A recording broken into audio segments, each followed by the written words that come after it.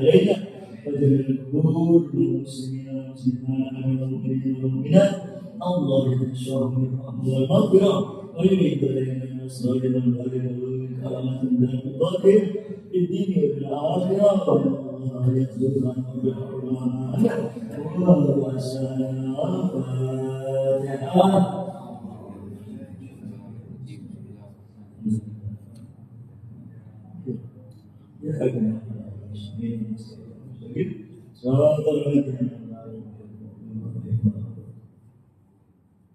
Bismillahirrahmanirrahim. Alhamdulillahi nasta'in. Wassalatu wassalamu ala asyrafil mursalin sayyidina habibina wa syafiina wa maulana Muhammadin wa alihi wa sahbihi. Qala al-mu'allif rahimahullah wa ja'alna nafsihi katuluni wa bikum idawain amin radhiyallahu ankum. Hadirin jamaah yang berbahagia, alhamdulillah karena kita begitu sangat mengharap kepada Allah Subhanahu wa taala agar selalu mendapatkan taufik dan hidayah, dan agar selalu kita mendapatkan rahmat, kasih sayangnya, barakah dan maghfirah. Maka oleh karena itu enggak segan-segan ya untuk kita selalu melawan hawa nafsu juga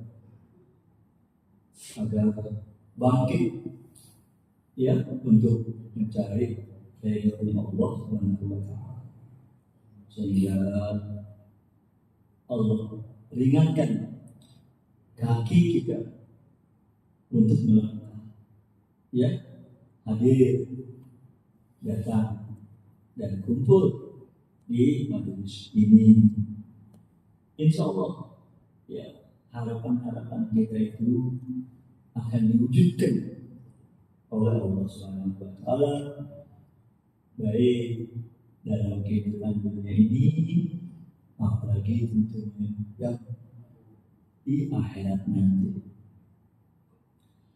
Ya, walaupun barangkali ya kita sebagai hamba masih jauh dari ketaatan kepada Allah, ya kesetiaan kita kepada Rasulullah, dan masih jauh sekali, belum seperti para sahabat-sahabatnya Nabi, belum ya seperti para tabi'in ataupun seperti para ulama-ulama sholihin, masih jauh. Namun hal itu tidak menghempuskan harapan kita kepada Allah agar selalu memberikan taufik dan hidayah. Ya, ada hadis di mana Nabi SAW yang diriwayatkan oleh Ibnu Mas'ud radhiyallahu anhu. Beliau bersabda bahwa Nabi telah bersabda, al-fajirul wajib rahmatullah aqrabu ilallah minal abidil mu'min. Al-fajir dia orang yang banyak melakukan dosa, disebut fajir. Ya, barangkali kita masih masuk dalam golongan ini, golongan yang masih banyak melakukan dosa-dosa, sehingga disebut al-fajir. Ya, belum kita mendapat status sebagai as-sholihin, ya, orang-orang yang sholih. Barangkali masih masuk dalam status golongan fasikin, yang berbuat fasik atau fajir, ya, yang masih demen sama dosa-dosa. Ya, tapi kita punya satu andalan, ya, punya satu andalan kepada Allah, pegangan kepada Allah, yaitu harapan, arroja, harapan. Maka Nabi yang hadis yang diriwayatkan dari Ibnu Mas'ud ini, ya, bersabda, "Al-fajirur raji rahmatullah."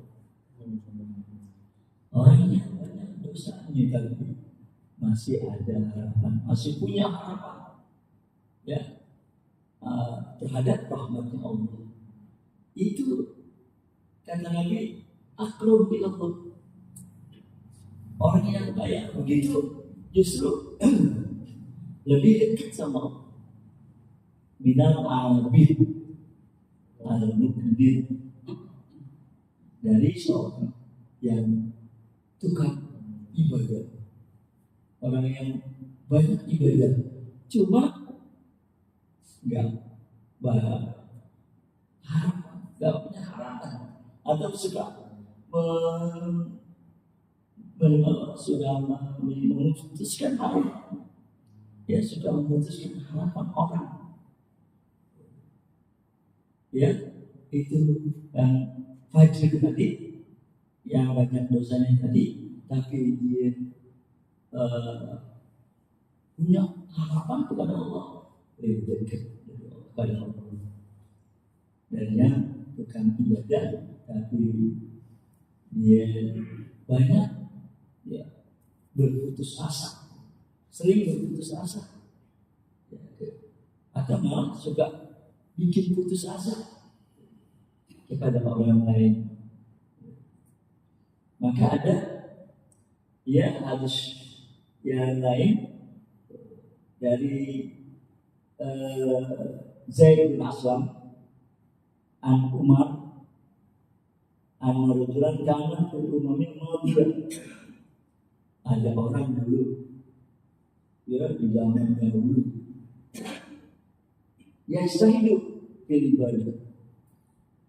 Dia sangat bersungguh-sungguh dalam beribadah kepada Allah Subhanahu wa taala. Wa yastaghfiru ala nafsihi, malah dia suka maksa-maksain diri untuk melakukan berbagai macam ibadah. Ya, bisa dia memperkeras, ya, memperkeras dirinya untuk melaksanakan ibadah. Artinya memperkeras, dia suka maksain diri, ya, padahal nggak mampu. Dan Allah juga, ya, memaafkan dia karena dia tidak kemampuan ini. Tapi, ya, dia suka yusaddid, memperkeras diri, memaksakan selalu diri untuk beribadah. Ya, kalau secara zahir barangkali ini suatu sikap yang baik, ya, maksain diri ibadah, ya, sikap yang baik, ya, kalau secara zahirnya. Cuma sayangnya orang yuqannitun nas, barangkali mentang-mentang dia orang yang bersungguh-sungguh ibadah, kalau ada orang yang kurang, ya, dalam melaksanakan ketaatannya kepada Allah, dia suka, ya, bikin putus asa orang. Dia seakan-akan nggak ada rahmatnya Allah. Tuh, ya, orang yang diceritakan itu begitu.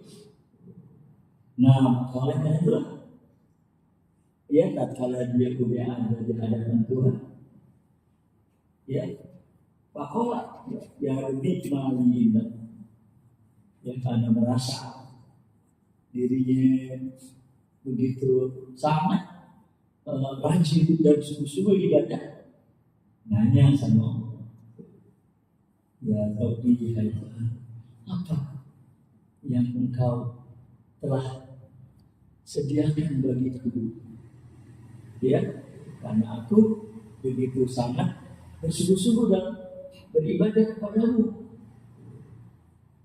Tuhan dalam hal ini menjawab, faqala anak, Allah bilang, aku udah siapin buat kamu itu api neraka.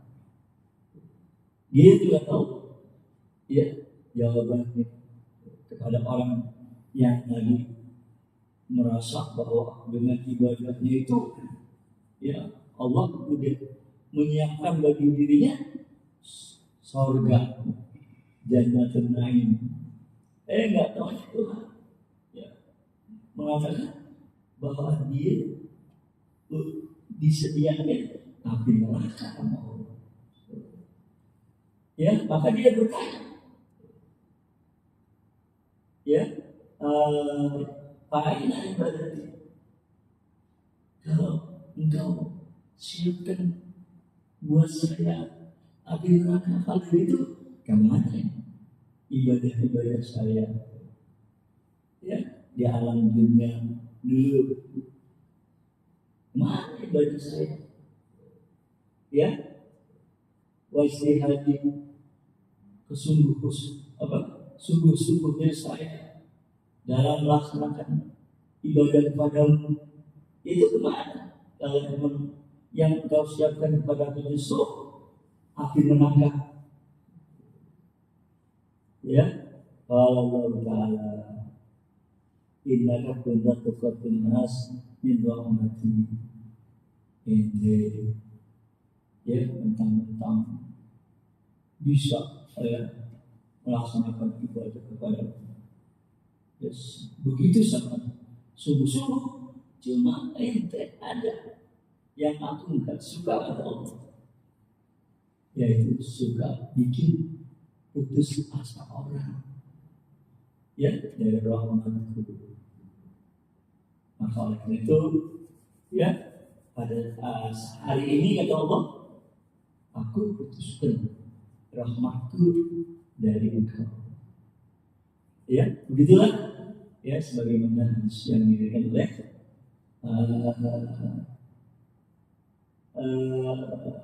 Zaid bin Aslam, ya, Zaid bin Aslam. Nah, ada kaitannya, ya, dengan hadis ini, suatu suatu pengalaman yang dialami oleh seorang. Ini bukan pada zaman Nabi kita, ya, tapi ini pada zaman Nabi Musa alaihissalam, di mana pada waktu zaman beliau itu ada orang yang meninggal dunia, ya, tapi warga kampungnya dia nggak ada yang mau ngurusin, ya, jenazah itu. Nggak ada yang mau mandiin, nggak ada yang mau ngafanin, nggak ada yang mau nyolatin, dan nggak ada yang mau nguburin. Jadi orang kampung itu masak dulu ini. Padahal kan kewajiban, kalau ada yang meninggal kita harus mengurus, wajib, ya, harus kifayah memang untuk mengurus jenazah. Nah, tapi masyarakat dia ini, ya, kalau dia ada orang kampungnya dia nggak ada yang peduli, ya, nggak ada yang mau tahu, gitu. Pada masa dulu semua, ya, dengan jenazah, sehingga karena nggak ada yang mau ngurusin, ya, malah diseret gitu, ya, diseret, dilempar ke tempat pembuangan sampah, ya, masbalah. Nah, pada saat itu Allah wahyukan kepada Nabi Musa alaihi salam, ya Musa, kata Allah, pergilah kamu ke kampung kamu, di sana ada yang meninggal, nggak ada yang mau ngurusin. Ente pergi, ya urus dia dengan baik, mandiin, bungkus, kafanin, nyolatin, karena dia orang yang telah aku ampuni dosa-dosanya. Akhirnya Nabi Musa laksanain perintah Allah tersebut, datang ke kampung itu, tanya, ya di mana orang yang meninggal, ya orang yang solihin, orang yang baik. Nah orang kampung ya keheranan Nabi Musa nanyain orang yang solihin meninggal. Nggak ada kata orang kampung, ya orang yang soleh yang meninggal, ada juga orang yang brengsek yang meninggal. Jadi orang kampung nggak mau ngurusin, ya karena barangkali perbuatannya dia waktu masih hidup, ya sering mengganggu, sering menyakiti, wah begitu perbuatannya. Makanya orang kampung ya dia nggak suka, ya benci banget sama dia, sampai nggak ada yang mau ngurusin waktu dia meninggal. Ya, tuh. Nabi Musa heran, kok Allah nyuruh saya ya untuk ngurusin itu jenazah, sedangkan orang kampungnya ya mengatakan seperti itu. Nabi Musa akhirnya bertanya kepada Allah, ya Rabbi, engkau suruh saya ngurusin itu jenazah yang aku kira dia orang yang soleh, ternyata orang kampung ya mengatakan seperti itu perbuatan dia waktu hidupnya.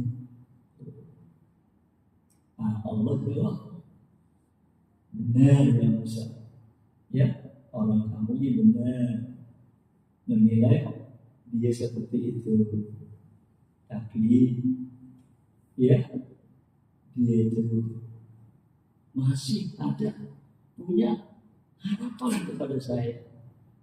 Maka sebelum meninggal dia minta syafaat kepada aku, kata Allah, ya dengan 3 macam permohonan, dengan 3 macam permohonan. Ya, aku berikan pertolongan syafaat sama dia. Yang kalau ada orang yang banyak dosanya, ya minta permohonan padaku dengan permohonannya dia, pasti aku ampuni. Ya karena ini kan kata Allah Ar-Rahmanur Rahim, yang amat pengasih dari segala yang mengasihi. Ya, nah Musa nanya, apa permohonan dia? Ya kepada engkau ya Allah, sehingga engkau mengampuni dia, ya merahmati dia sebelum dia meninggal. Kata Allah, ya dia mengajak kepada saya, ya Allah, engkau maha tahu ya dengan segala perbuatan saya. Nah, dan hal itu sebetulnya ya saya itu terpaksa ya Allah berbuat semacam itu karena 3 hal yang mendorong saya. Pertama, ya hawa nafsu saya. Yang kedua, setan, iblis. Dan yang ketiga, kawan-kawan. Itu ketiga ini ya yang membuat saya bergelimang dengan dosa. Ya, karena hawa nafsu saya selalu mendorong ya untuk saya ikuti keinginan hawa nafsu ya, hawa nafsu saya, dan saya sepertinya nggak bisa ya untuk mengatasi dan melawan hawa nafsu saya, sehingga saya ikuti dengan segala perbuatan maksiat. Yang kedua, saya tahu ya yang selalu ujuk-ujuk, ya yang selalu menggoda, sehingga saya sering ya sering lupa ya ikutin ajakan si setan. Yang ketiga, ya yang suka mojok-mojokin saya untuk berbuat maksiat itu kawan-kawan saya, ya teman-teman, ya karena saya merasa terikat dengan persahabatan dengan mereka, terikat dengan pertemanan dengan mereka, akhirnya saya suka juga ya ikutin ajaran mereka dalam berbuat maksiat. Itu ya Allah ya yang membuat saya terjerat dalam perbuatan maksiat. Sebetulnya kata dia, ya hati saya itu sebenarnya ya cenderung dan menyukai kebaikan. Itu sebetulnya ya hati saya itu ya cenderung kepada perbuatan baik. Karena tiga itu yang bikin saya jadi berbanyak berbuat dosa. Nah, karena sebenarnya hati saya itu mencintai kebaikan, mencintai amal yang baik, maka kalau ada dua orang yang datang kepada saya, ya minta bantuan atau pertolongan, yang satu orang yang baik, yang soleh, yang satu orang yang juga berbuat dosa, dua-duanya datang kepada saya untuk minta pertolongan dan bantuan, barangkali saya akan lebih utamakan. Ya, saya akan lebih utamakan orang yang baik itu, orang yang soleh. Ya, karena hati saya sebetulnya ya cenderung kepada orang-orang yang baik. Yang ketiga, ya Allah, kalau seandainya Engkau ini nggak mengampuni saya, ya atau nggak mengampuni saya, maka iblis dan setan itu akan merasa girang, ya merasa gembira karena dia berhasil menjebloskan saya ke dalam api neraka. Cuma yang sedih tentu para aulia, ya, para ulama, para sholihin. Mereka merasa kesian sama diri saya, ya, kejeblos di dalam api neraka.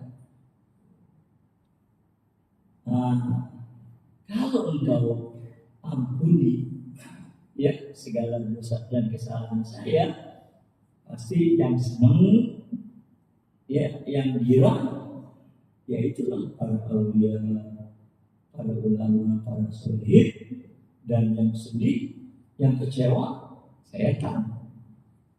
Ya, yang sedih, yang kecewa, saya tahu. Yang girang, kalau Engkau ampuni para sholihin, orang yang sholihin. Ya, sebaliknya kalau Engkau nggak mengampuni, yang girang saya tahu. Ya, yang sedih, para sholihin. Ya, saya yakin Engkau lebih menyukai ya girangnya orang-orang yang soleh daripada girangnya setan. Maka oleh karena itu, ya Allah, ampuni ya segala kesalahan dan dosa-dosa saya. Tuh yang Musa, ya, dia punya permohonan yang aku ya jadi menyayangi dia, ya mengampuni dia. Oleh karena itu kerjakanlah yang aku suruh, yaitu urusin dia, ya sebagaimana layaknya, ya mandiin, ya bungkusin, kapanin, ya sholatin dan kuburin. Ya, nah akhirnya bisa, ya laksanakan itu karena disuruh sama Allah. Ya, dan orang kampung begitu Nabi Musa turun tangan, ya ngurusin mayatnya dia, mereka pun akhirnya ikut. Ya, gitulah. Ya, kita juga harus jangan ada putus asa. Ya, harus terus mempunyai harapan yang besar kepada Allah Subhanahu wa Ta'ala. Ya, marilah kita buka buku panduan kita, ya, untuk memperdalam dalam ilmu ketauhidan kita kepada Allah Subhanahu wa Ta'ala. Ya, sahabat bukan kita ngambil berkah dari mu'alif, ya, dan dari Nabi Sallallahu Alaihi Wasallam. Ya, kita baca bersama-sama. Bismillahirrahmanirrahim. Alhamdulillah,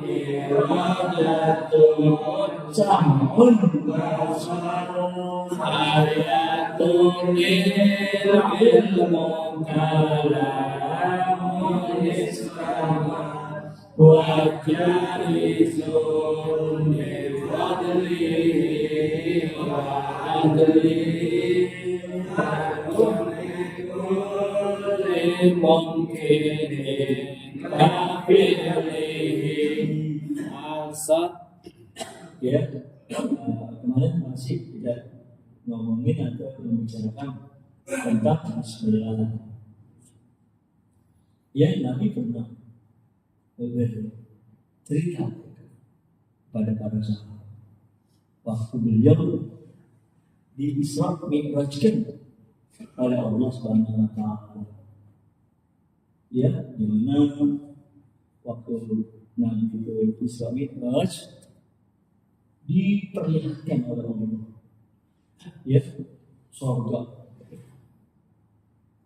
Nah, disitulah Nabi lihat ya ada 4 sungai. Ya, ada 4 sungai. Ada sungai dari air biasa, ada sungai dari susu, ya, ada sungai dari arak, dan ada juga sungai dari madu. Sebagaimana yang Allah beritakan dalam Al-Quran. Nahrul min ma'in ghairi asin wa labanin musaffa, ya, wa labanin sahih, ya, wa khamrin bilang ke ayat ya 4 Allah ceritakan sungai yang ada di surga. Ya, nah Jibril Nabi bertanya kepada malaikat Jibril, ini sungai-sungai ini ya kemana mengalirnya air Jibril? Ya, kata Jibril, sungai-sungai ini mengalirnya ke haul, ke telaga Kausar, ya, yaitu telaganya Nabi kita Muhammad Sallallahu Alaihi Wasallam. Kalau bermuaranya ke haul, nah hulunya di mana itu? Hulu dari sungai-sungai ini. Jibril mengatakan, wah, kalau dari mana asalnya, hulunya, saya nggak tahu pada Jibril. Ya, nah, kalau kau mau tahu, minta aja sama Allah, ya, supaya Allah perlihatkan kepadamu dari mana asalnya ini sungai-sungai tadi. Lalu kata Nabi, saya minta sama Allah, ya, agar diunjukin dari mana itu asalnya sungai-sungai ini. Ya, nah begitu saya berdoa kata Nabi, datang malaikat untuk salam kepada saya. Ya, saya jawab salam. Nah, kata malaikat, hai Muhammad, ya, dan malaikat panggilnya Muhammad tadi. Ya Muhammad, gomit aina, engkau pejamkan mata. Aku pejamkan mata aku, kata Rasulullah. Dan begitu malaikat tadi bilang, iftah, ya aina, udah sekarang buka. Wah, begitu saya buka mata, ya, ternyata saya ada di bawah suatu pohon yang amat besar sekali. Di situ saya lihat ada satu kubah, ya, satu kubah yang punya 4 pintu itu kubah.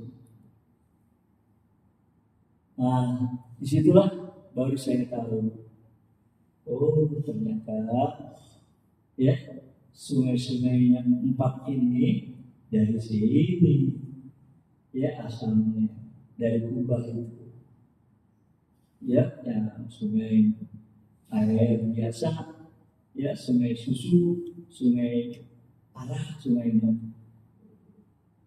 Udah, ya, sepertinya Nabi merasa puas udah ngelihat. Ya, cuma malaikat itu tegur,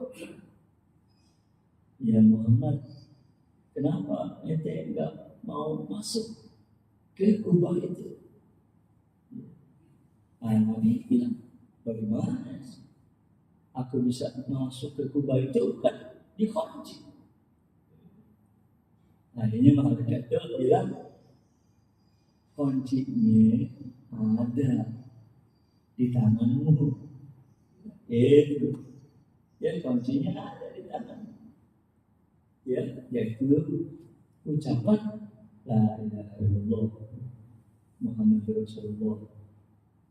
Bismillahirrahmanirrahim. Nah, juga ucapkan itu benar, ya pintu itu terbuka. Akhirnya disuruh masuk, saya masuk ke dalam kubah tadi.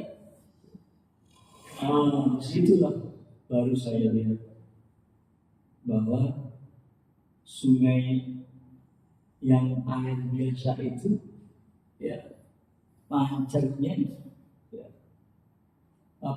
keluarnya dari mim bismi, kan Bismillahirrahmanirrahim. Jadi air yang biasa itu dari mim, kan mim itu bolong, ya kan bolong begini. Dari situ, ya, air yang biasa. Kemudian air yang dari susu, dari kalimat Allah, haknya, ya kan, Allah itu kan ada hak, kan bolong juga. Jadi air susu dari hak, dari lapas Allah, ya, haknya itu. Sedangkan air susu, ada sungai yang dari madu, dari mim Rahman, ya, Bismillahirrahmanirrahim, kan ada mimnya. Kan bolong juga. Dan ini, ya, sungai yang dari madu, sedangkan yang dari air itu mimnya Ar-Rahim, ya. Nah, jadi Nabi tahu asalnya dari mana keempat sungai tersebut, dari Bismillahirrahmanirrahim.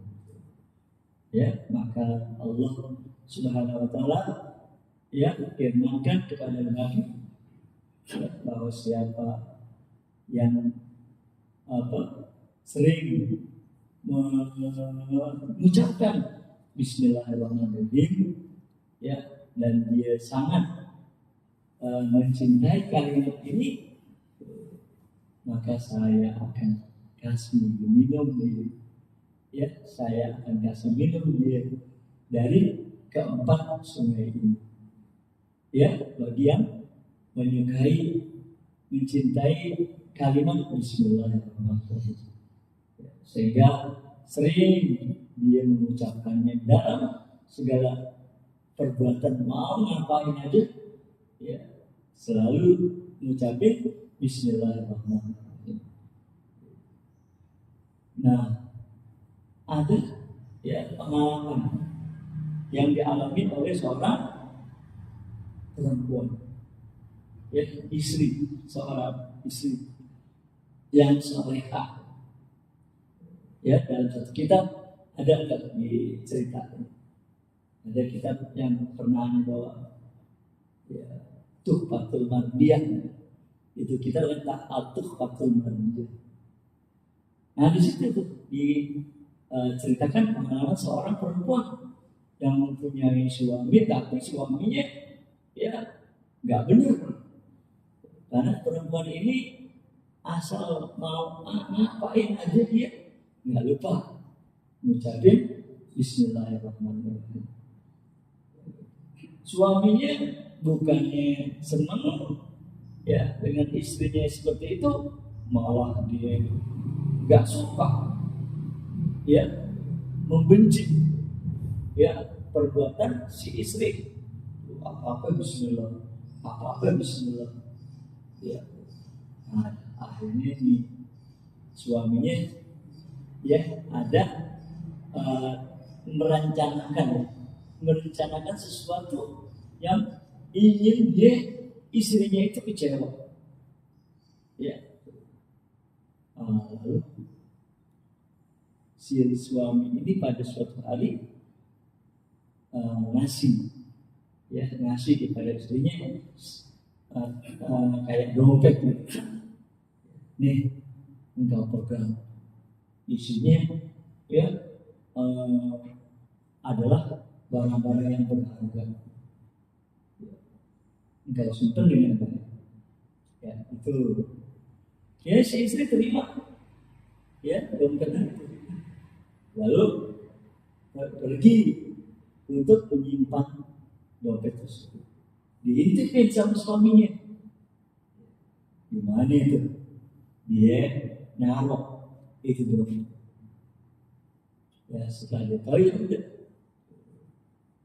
Karena emang itu siasat, ya itu cuma siasat, pengen bikin kecelek istrinya.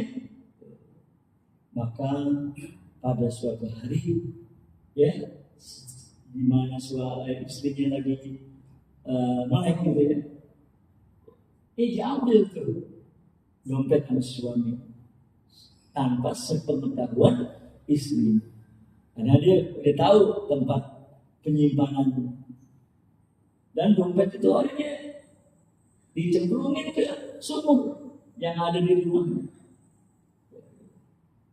Nah, besoknya dia belaga, ya belaga sama istrinya minta itu dompet.